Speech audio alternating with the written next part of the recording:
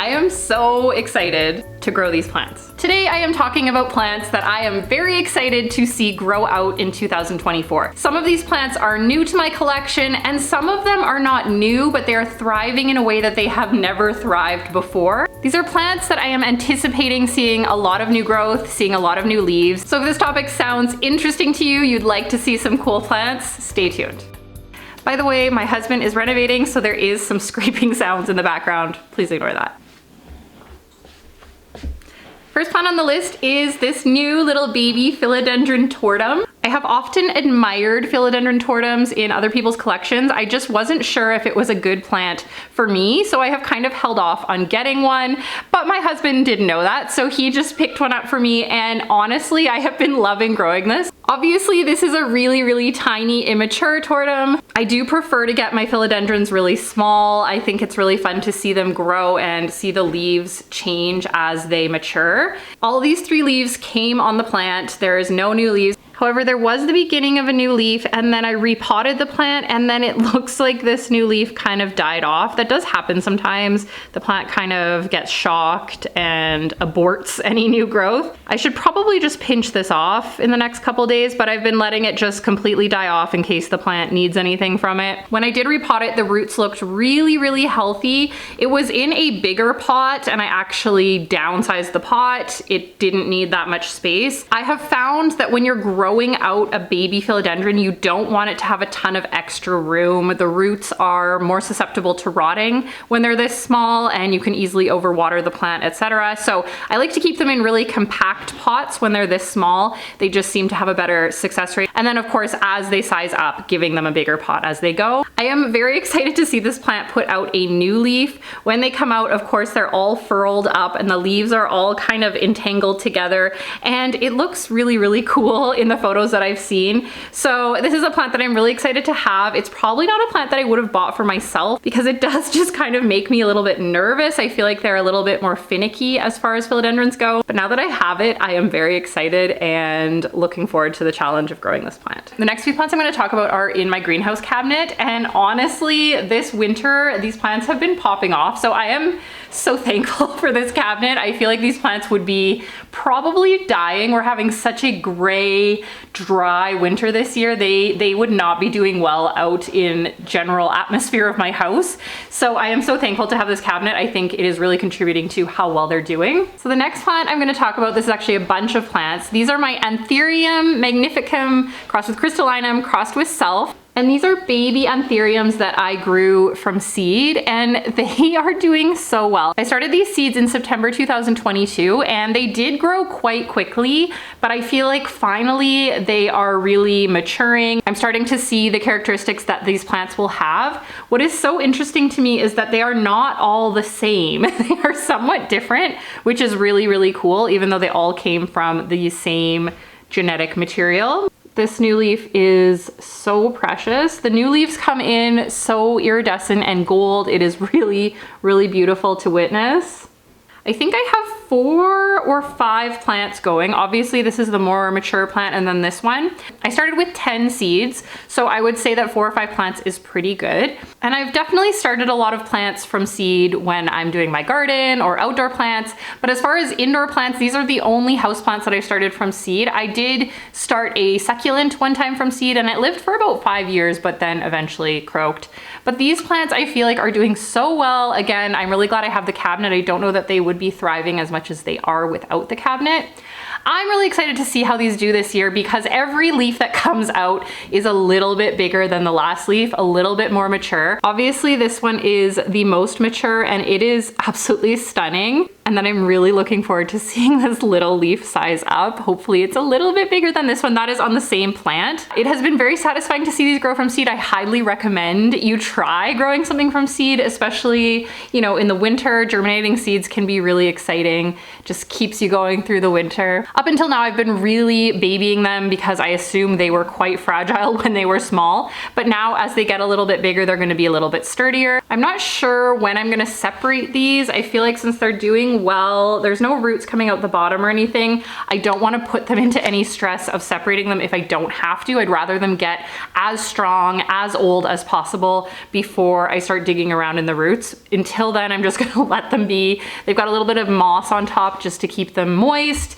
And yeah, overall they're doing so well. And none of the seedlings have died off. All of the dying off happened at the seed phase, which was kind of a relief because if you start 10 seedlings, it's a lot to take care of. It was more that just not all 10 seeds germinated, which I'm sure is fairly normal. So these are my treasured babies. I love them so much. I watch them all the time. Every time there's a new leaf that comes out, I am very, very happy. All right, next plant. This is not a new plant to me either. This is obviously my Alocasia cuprea. It is up to 4 leaves and there is a 5th leaf on its way. I used to be a person that could not get their Alocasia to have more than 2 leaves. Like all of my Alocasia would have 2 leaves. As soon as a 3rd leaf would come out, it would die off. I would credit the greenhouse cabinet with being able to hang on to more leaves, letting the leaves size up a little bit more. But I think I've also gotten better at feeding Alocasia. Alocasia are super hungry and I think I've figured out what they like for fertilizer, how often to fertilize. Honestly, I fertilize these plants every single time I water, but I do use a more gentle organic fertilizer. So it's not super harsh, but it's always getting food. Because these are in greenhouse cabinet, I fertilize throughout the winter. They're always growing. I'm also obsessed with washing the leaves of my Alocasia. That has made a huge difference. I use a good foliar spray and I wipe these down at least every 2 months. Once I started that routine, obviously the leaves started looking way better because they weren't as dusty, but also I have had 0 pest issues with any of my Alocasia. I would say for Alocasia, wiping down the leaves is a really, really good practice. So because this plant is doing so well in the winter, I am just so excited to see how well it does once spring hits. I'm honestly not sure how much the plants in the cabinet know about the outside seasons, but I'm sure in some way they do detect how much sunlight is coming in through the windows. I feel like they must.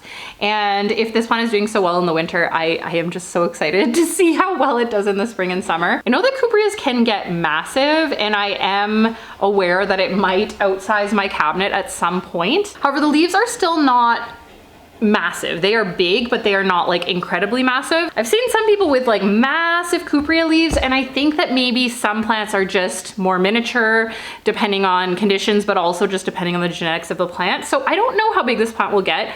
I would be happy for it to stay a little bit more compact, but with tons of leaves. We will see though. Alocasia cuprea is a plant that I wanted for a really, really, really long time, but for so long, they were ridiculously expensive and I just didn't want to spend that much. Now they are really easy to find.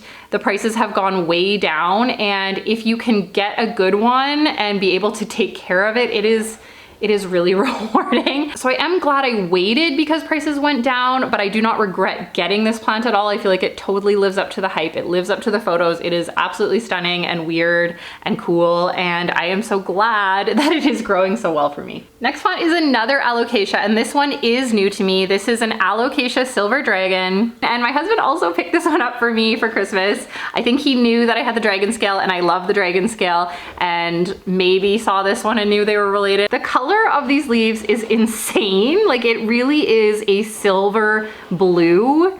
And seeing it in person was very, very exciting. I've definitely seen lots of photos of this plant, but I've never seen one in person. So I was so excited to get this one.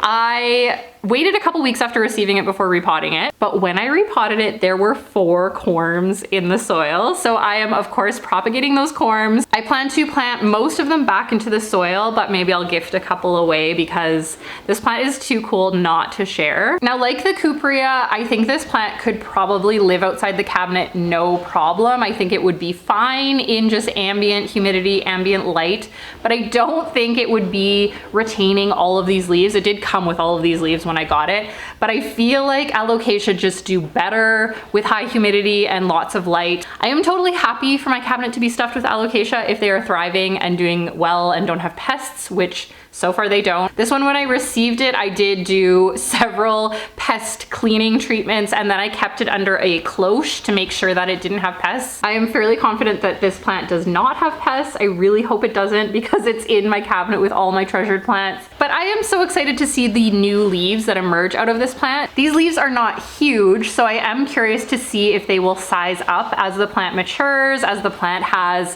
what it needs. I've been fertilizing this plant like I do the cuprea and my other alocasias, so hopefully it enjoys that as well. Look at this little tiny leaf.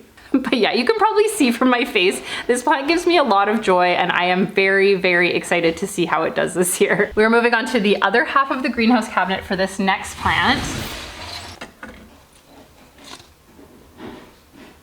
This is my Begonia Benigo Pink, and she is thriving in the cabinet. I have learned that in my dry Canadian home, I am not able to grow begonias just out in my living room. I know some people are. I am not able to, so I grow all of my begonias either in a terrarium or in my cabinet, and this plant is just doing so well. That sound is the snow grader grading away like 3 feet of snow off my street, so I'm really happy that they're here. I got stuck on my street like 3 times yesterday. Now this plant is not a rare begonia by any means, but I would say that it is definitely in my top 5 begonia at the moment. The leaves are basically black, really, really dark green, almost black, with pink polka dots, which to me is basically the perfect plant. I know that this plant has the capacity to get huge, and so far it is growing so fast, it probably will get really huge. So I plan to cut it off as it goes, prune it, keep it nice and bushy and healthy. But I am just so happy with how well it's doing. Every leaf is absolutely perfect. And again, I have to credit the very high humidity in my greenhouse for that. The greenhouse cabinet is at 90% right now, by the way, so it's pretty humid in there. When I've tried to grow begonias outside of a cabinet or outside of a terrarium, first of all, they get really, really straggly and have like 2 leaves. And then the leaves that they do have are just completely brown around the edges, and it just looks hideous. So especially in the winter, I am just not even going to try that anymore. If I get a begonia, I'm gonna make sure I have room either in one of my terrariums or in the cabinet. Otherwise, there's no point in getting a begonia in my home. I have already chopped a few leaves off of this and started them in one of my terrariums, but because these leaves get quite big, they're not really like miniature terrarium begonia leaves, I feel like it might kind of take over the terrarium, so we'll have to see how it does. But because begonias are so easy to propagate, I kind of like to sort of start them in a lot of different places. That way I always have backup plants or plants to gift, etc. That new leaf is so beautiful. I am also quite hopeful and quite confident that I'll be able to get this begonia to bloom this year. I have found that when you give begonias tons of light, when you give them tons of humidity, which I do, and when you fertilize them quite regularly, which I do, just like the alocasia, I find that begonias are quite heavy feeders. They love to be fertilized. They will grow quickly. They will bloom. And so I am fairly confident that there will be a bloom at some point on this plant this year. I am very, very excited for that to happen. I will for sure update you guys, of course, if that happens. But she is just a stunner. She is kind of in the background of my cabinet here. She's really close to the grow light, but she gives such a beautiful backdrop to all the other plants. It's just, she's just a joy. She's a joy to grow. My next plant is my Labesia Dino Skin. She's in this terrarium right now. I'll just grab her. Here she is. I actually went and put on my macro lens so that you can see this plant in all of her glory. Obviously the leaves are like a dark green burgundy, but it's almost iridescent in some lights. It's very, very beautiful. The texture is definitely reptilian, which is, I'm assuming, why it's called a dino skin. It has so much texture, it's crazy. The new leaves are so adorable. They're basically just a miniature, highly texturized version of the bigger leaves. I had this plant in a mixed terrarium with some begonias and some other terrarium plants, but because it was growing so fast, I decided to just give it its own terrarium so that it can just grow and take over. It was kind of taking over the other terrarium and was definitely becoming a focal point when I wanted it to really be a more balanced terrarium. But now it can definitely be a focal point, be its own plant. There are some little baby string of turtles and some moss in the terrarium. But other than that, I think I'm gonna just keep this exclusive to the Labesia and see how big it can get. I don't think the leaves will get much wider, at least as far as I know about this plant, but the plant can continue to grow upwards, and now it has just lots of space to do so and put out a bunch of new leaves. I feel like this plant is so weird. It really does need its own space so that you really notice the texture and everything that's going on. All right, friends, that is all from me for today. I hope you enjoyed. I hope you and your plants are doing really well, and I hope to see you in my next video. Bye.